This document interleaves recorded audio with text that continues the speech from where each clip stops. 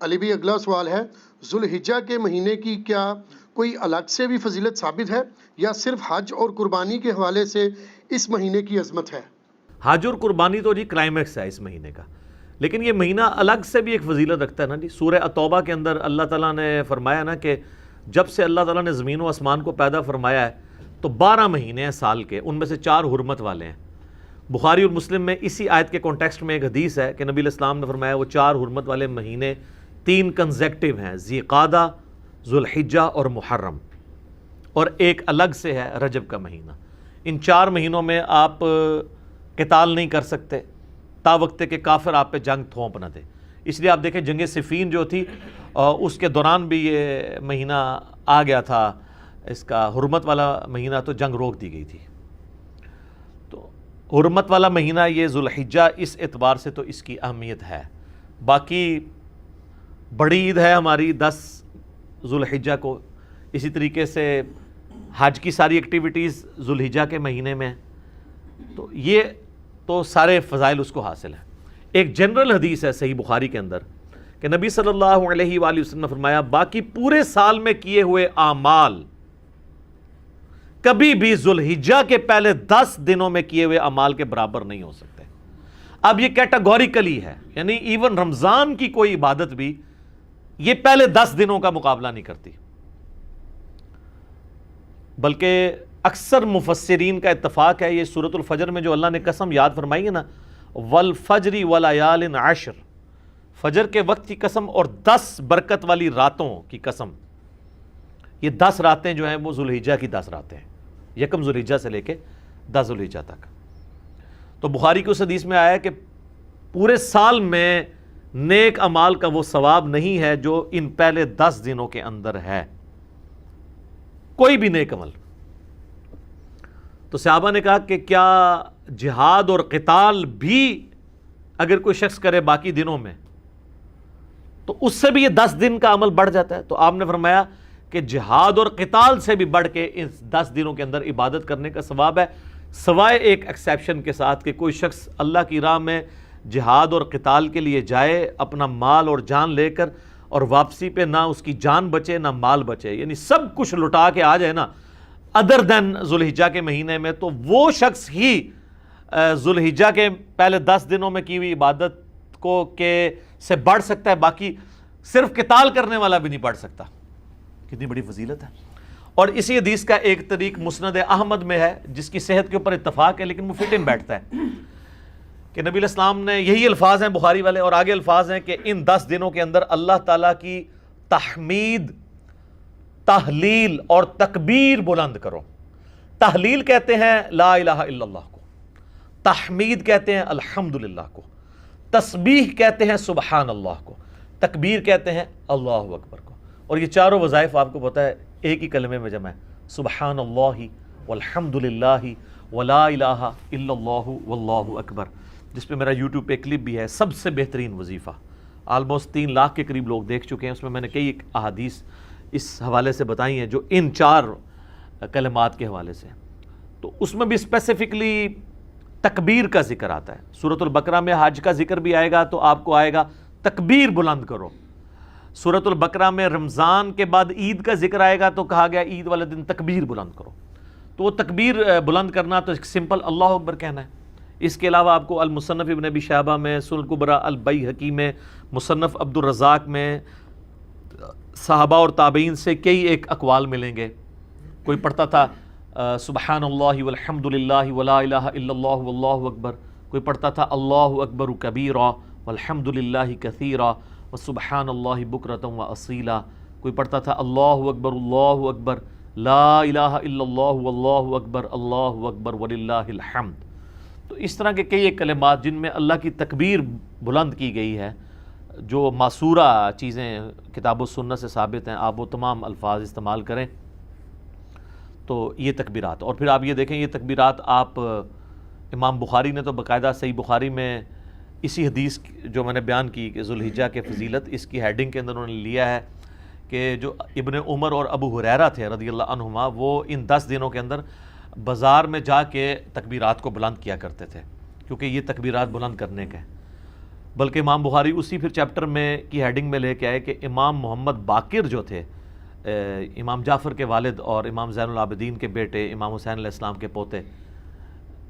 ان کے بارے میں کہ وہ عام نمازوں میں فرض نماز کے علاوہ بھی جو نوافل ادا کرتے تھے نا، جنہیں ہم سنت مؤکدہ کہتے ہیں، اس کے بعد بھی تکبیرات بلند کیا کرتے تھے۔ ایک تو وہ ہے نا جو سنن الکبریٰ البیہقی کے اندر، المصنف ابن ابی شیبہ میں، باقی کتابوں میں مولا علی علیہ السلام کا آپ کو ملے گا کہ مولا علی علیہ السلام جو ہیں وہ 9 ذوالحجہ کی فجر سے لے کے، یعنی حج والے دن کی، اور 13 کی مغرب سے پہلے تک، یعنی عصر کی نماز تک، ہر نماز کے بعد بلند آواز سے یہ تکبیرات پڑھا کرتے تھے۔ اللہ اکبر، اللہ اکبر، لا الہ الا اللہ، اللہ اکبر، اللہ اکبر وللہ الحمد، جو اہل سنت اہل تشیع کے ہاں کامن ہے، اور الفاظ سے بھی آپ پڑھ سکتے ہیں۔ تو یہ تکبیرات خاصہ ہیں، فرض کے بعد بھی ہیں، نوافل کے بعد بھی آپ پڑھ سکتے ہیں۔ اور اس میں جو عام سنت اذکار ہے نا، جس طرح سلام پھیرتے ہی ہم پڑھتے ہیں اللہ اکبر، استغفر اللہ استغفر اللہ استغفر اللہ، اللہم انت السلام و منک السلام تبارک یا ذا الجلال والاکرام، وہ آپ نے اپنی جگہ پڑھنا ہے۔ اس میں بھی آپ دیکھ لیں تکبیر پہلے ہی بلند ہو رہی ہے، اس میں بھی تکبیر آ رہی ہے اللہ اکبر۔ تو تکبیر کے جتنے بھی الفاظ ہیں نا، وہ سب کے سب یعنی اس کا خاصہ ہے ان دنوں میں، جو ان کو اس میں جو قرآن حکیم میں سورۃ البقرہ میں ایام معدودات کہا گیا ہے، یعنی گنتی کے امپورٹنٹ دن، اور ان میں بھی اسپیسیفکلی ایام تشریق ہیں، ایام النہر ہیں، اور حج کا دن، یعنی 9 ذوالحجہ حج کا دن، 10 ذوالحجہ عید کا دن جو یوم النہر بھی ہے،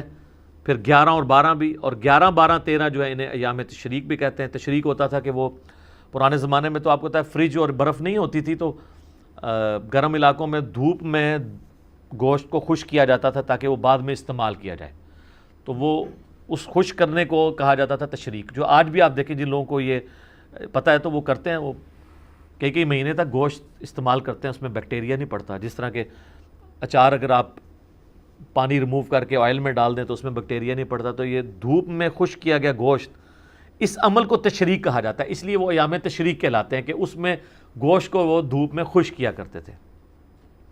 تو ایام تشریق کے اندر آپ نے یہ تکبیرات کو بلند کرنا ہے، عید والے دن بھی کرنا ہے۔ 9 ذوالحجہ کی فجر کے بعد سے شروع ہو جاتا ہے،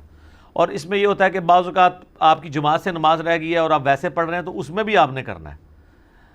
تو یہ ایک مشروع ہے چیز۔ اور اس کے علاوہ بھی آپ ان دنوں میں بلند آواز سے بازار میں بھی بلند کر سکتے ہیں،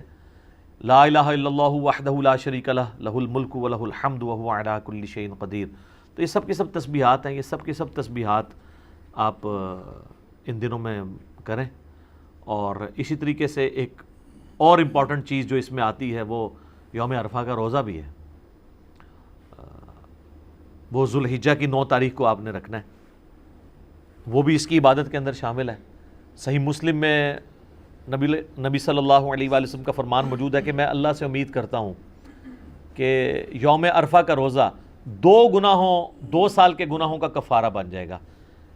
1 سال گزرا ہوا ایک آئندہ، یعنی یہ گناہ صغیرہ ہیں، کبیرہ تو صرف توبہ سے معاف ہوتے ہیں۔ تو وہ بھی اس کی عبادت ہے کہ ایک عبادات اس کے اندر آتی ہیں، اور وہ آپ نے اپنے علاقے کے مطابق دیکھ کے چلنا ہے، یعنی جہاں پہ آپ کی 9 ذوالحجہ بن رہی ہے آپ اس اعتبار سے لے کے چلیں۔ تو یہ کئی ایک عبادات ہیں، یعنی ذوالحجہ کا مہینہ حرمت والا مہینہ بھی ہے۔ آپ بخاری مسلم کی وہ حدیث بھی دیکھیں نا، نبی علیہ السلام نے جو یوم النہر کا خطبہ دیا تھا منا کے میدان میں، تو آپ نے کیا فرمایا تھا؟ سب سے پہلے پوچھا آج کون سا دن ہے، صحابہ خاموش ہو گئے۔ آپ نے پوچھا یہ کون سا مہینہ ہے، صحابہ خاموش ہو گئے، اور صحابہ کہتے ہیں ہمیں پتہ تھا لیکن ہم خاموش اس لیے ہوئے کہ ہو سکتا ہے نبی علیہ السلام اس کا نام تبدیل کر دیں، اور کہا کہ یہ کون سا شہر ہے، تو صحابہ خاموش رہے۔ تو آپ نے فرمایا کہ کیا یہ ذوالحجہ کا حرمت والا مہینہ نہیں ہے؟ کیا یہ آج کا دن یوم النہر کا دن نہیں ہے؟ اور یہ شہر مکہ نہیں ہے حرمت والا شہر؟ جس طریقے سے آج کا یہ مہینہ، یہ دن، اور یہ شہر مکہ اللہ کے نزدیک حرمت والا ہے، اسی طریقے سے تمہاری جان، مال، عزت، آبرو ایک دوسرے کے اوپر حرام ہے۔ پھر آپ علیہ السلام نے فرمایا کہ کیا میں نے اپنے رب کا پیغام تم تک پہنچا دیا؟ تو سب نے کہا کہ آپ نے پہنچا دیا، حق ادا کیا۔ آپ نے 3 دفعہ یوں انگلی آسمان کی طرف بلند کر کے صحابہ کی طرف کی، اللہم اشہد، اللہم اشہد، اللہم اشہد، اے اللہ گواہ رہنا میں نے یہ پیغام پہنچا دیا ہے۔ پھر آپ نے فرمایا جو یہاں پہ موجود نہیں ہے ان تک پہنچانا اب تمہاری ذمہ داری ہے. اور بس اوقات جسے بات پہنچائی جا رہی ہوتی ہے وہ زیادہ یاد رکھنے والا ہوتا ہے بنسبت اس کے کہ جو بات پہنچا رہا ہوتا ہے. تو یہ اسی لیے محدثین جب یہ حدیث پڑھا کرتے تھے تو وہ کہا کرتے تھے صدق رسول اللہ, رسول اللہ نے سچ فرمایا ہے کہ دین تو عرب کے لوگوں پہ نازل ہوا لیکن خدمت بعد میں اللہ نے عجم کے لوگوں کے ذریعے لی. احادیث کی آپ جتنے بھی آپ ائمہ دیکھیں آلموسٹ سارے عجمی ہیں, اور عجمی بھی کہاں کہاں سے اٹھ کے آئے ہیں. امام بخاری رشیا سے گئے ہیں, امام ترمذی امام ابو داؤد افغانستان کے رہنے والے ہیں, امام مسلم ایران کے رہنے والے ہیں. تو اس طریقے سے اللہ تعالیٰ نے یہ خدمت عجمیوں سے لی. اور مجھے بڑا عجیب فیل ہوتا ہے جب سعودی عرب کے چینل پہ حج کے دنوں میں آپ اگر لگا کے دیکھیں تو اس میں تو آلموسٹ چلتی رہتی ہیں احادیث, لیکن عام دنوں میں بھی آپ اگر مدینہ شریف والا چینل لگائیں یا ایون مکہ شریف والا بھی, اذان اور نماز کے وقفے کے دوران جو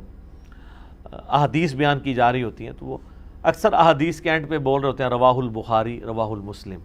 رواہ البخاری رواہ مسلم. تو کتنی عظمت کی بات ہے کہ ان دو بندوں کے نام لیے جا رہے ہیں جو عرب کے لوگ ہی نہیں ہیں, اور نبی علیہ السلام کا سارا نالج احادیث کا اللہ نے ان کے ذریعے جمع کروایا ہے. اللہ تعالیٰ ان کی قبروں کو نور سے بھر دے,